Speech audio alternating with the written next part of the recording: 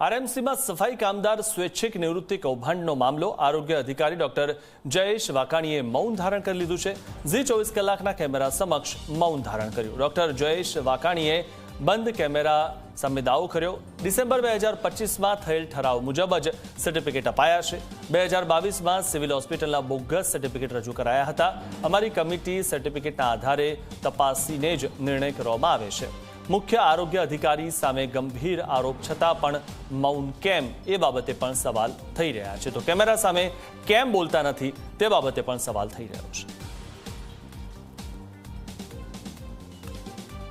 રાજકોટ મહાનગરપાલિકાના સફાઈ કામદાર જ્યારે સ્વૈચ્છિક નિવૃત્તિ લેતા હોય ત્યારે તેમને પોતે અનફિટ છે આ પ્રકારનું સર્ટિફિકેટ છે તે રજૂ કરવાનું રહેતું હોય છે અને આ અનફિટ સર્ટિફિકેટની અંદર એક કૌભાંડ છે તે ચાલતું હોવાનો આરોપ રાજકોટ સફાઈ કામદાર યુનિયનના પ્રમુખ પારસ બેડિયા દ્વારા લગાવવામાં આવ્યું છે। ઝી 24 કલાકની ટીમ અત્યારે ડૉક્ટર જયેશ વાકાણી જે આરોગ્ય અધિકારી છે તેમની પાસે તેમનો શું વાત છે શું હકીકત છે તે જાણવા માટે પહોંચી હતી, પરંતુ ક્યાંક જયેશ વાકાણી છે તેમને મીડિયા સમક્ષ આવવાનો ઇનકાર છે તે કરી દીધો હતો, એટલે કે કેમેરા સમક્ષ બોલવાનો ઇનકાર કરી દીધો હતો। પરંતુ ક્યાંક તેમના દ્વારા જે રીતના પોતાનો ખુલાસો છે તે કરવામાં આવ્યું છે અને તેમને સ્પષ્ટ કહ્યું છે કે રાજકોટ મહાનગરપાલિકાની અંદર જનરલ બોર્ડમાં જે ઠરાવ કરવામાં આવ્યો છે તે જ ઠરાવ મુજબ જે તેમને સર્ટિફિકેટ છે તે આપવામાં આવ્યા છે અને આરોગ્ય કેન્દ્ર અને ખાનગી હોસ્પિટલમાંથી જે ફિટનેસના સર્ટિફિકેટ આપવામાં આવતા હોય છે તે જ આધારે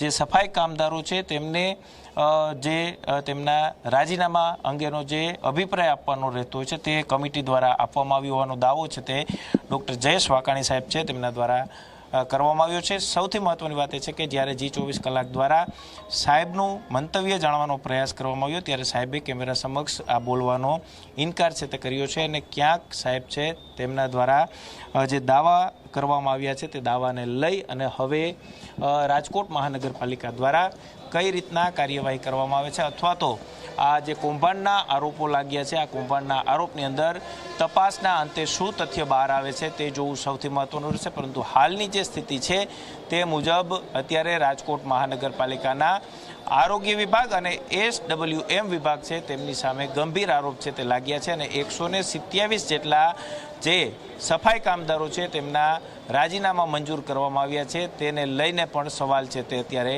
ઊભા થઈ રહ્યા છે। ત્યારે હવે રાજકોટ મહાનગરપાલિકાના મ્યુનિસિપલ કમિશનર તુષાર સુમેરા અને તપાસ કમિટી કઈ રીતના તપાસ કરે છે તે જોવું સૌથી મહત્વનું રહેશે। કેમેરા પર્સન ઉદય પવાર સાથે ગૌરવ દવે, ઝી મીડિયા, રાજકોટ।